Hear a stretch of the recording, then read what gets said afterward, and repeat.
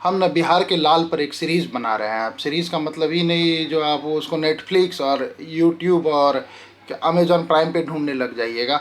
मतलब हमारे जो ये चैनल है उस पर बिहार के लाल से संबंधित जो बिहार में कितने सारे लोग हुए उनके बारे में लोगों को थोड़ा बहुत जागरूक करना, जो भाई ये थे बिहार के लोग थे, इनका अपना बिहार का कुछ गौरव था। तो आप लोग भी ना इस तरह से कुछ ऐसा कीजिए अभी के समय में, जो हम और आप जो आसपास के लोग हैं, गांव समाज के लोग हैं, शहर के लोग हैं, उनमें से कोई एक फिर से बिहार का लाल बन के उभरे और वो अपना एक अमिट छाप छोड़े। समझ गए ना। तो इसी क्रम में हम ना आपको एक बहुत बिहार के सबसे पहले आंचलिक कथाकार से मिलवाते हैं।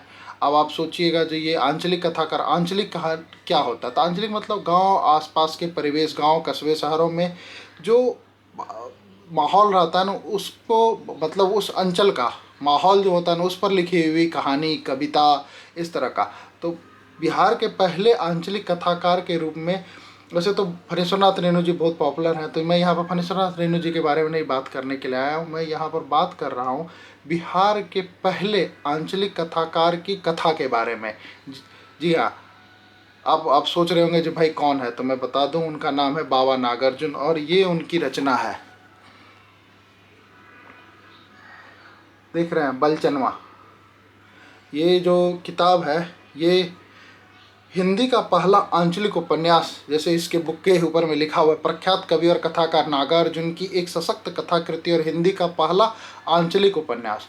मतलब इसको आप पहला चीज़ है। बलचनवा एक कहानी है जो हमारा जो समाज है ना, वो शुरू से ही ना बहुत सारे जाति धर्म इन सब चीज़ों में बटा हुआ था।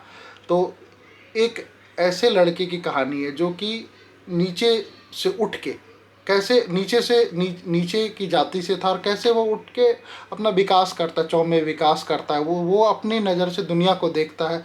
उसके बारे में क्या, उसके बारे में बताया गया है। जो भाई कभी उसके लिए कुछ कुछ चीज़ें जो है जो खास मौके पर उसे मिलती थी, वो उसे डेली खाने को कहती, जब नसीब होता है तो उसकी क्या सोच होती है। वो शहर जाता है तो वो क्या देखता है, पहली बार वो ट्रेन में चढ़ता है तो क्या देखता है। तो ये आपको एक कथा जो है बहुत कसी हुई कहानी है। और बाबा नागार्जुन के बारे में मैं ज़्यादा ज़्यादा कहूँ तो ये तो इस तरह से हो गया क्या, जो सूर्य को दिए दिखाने वाली बात हो गई। आपको मैं एक चीज़ बता दूं, जो बाबा नागार्जुन जो है, इनका नाम था बैद्यनाथ मिश्र यात्री करके, ये जो पेन नेम होता है उस तरह से ये लिखते थे। और इनका जन्म जो हुआ था तरौनी दरभंगा जिला में है। कहते हैं जब इनकी मृत्यु हुई थी तो उस शोक सभा के, तो हमारे देश के उस समय के जो प्रधानमंत्री थी वो भी आई हुई थी इनके शोक सभा में। तो एक कथाकार के लिए एक बहुत बड़ी उपलब्धि होती है। आप समझ रहे हैं ना, जो उनके कथा ने कितने लोगों पर अमिट छाप छोड़ा, जो भाई इतनी बड़ी हस्ती वो बन गए और उन्होंने अपना एक मुकाम हासिल किया। तो ये थे बिहार के एक ऐसे लाल की कहानी जिन्होंने बहुत सारी कहानियाँ, बहुत सारी क्या कहते हैं कविताएँ लिखी है। आप अमेजॉन पे या फ्लिपकार्ट पे उनकी बुक मंगवा सकते हैं और सारी की सारी एक से एक है। यदि आपको बिहार और उसके अंचल के बारे में जानना है और आप बिहारी हैं और आपको जानना है तो भैया आप तो ज़रूर ये बुक मंगा के पढ़िए।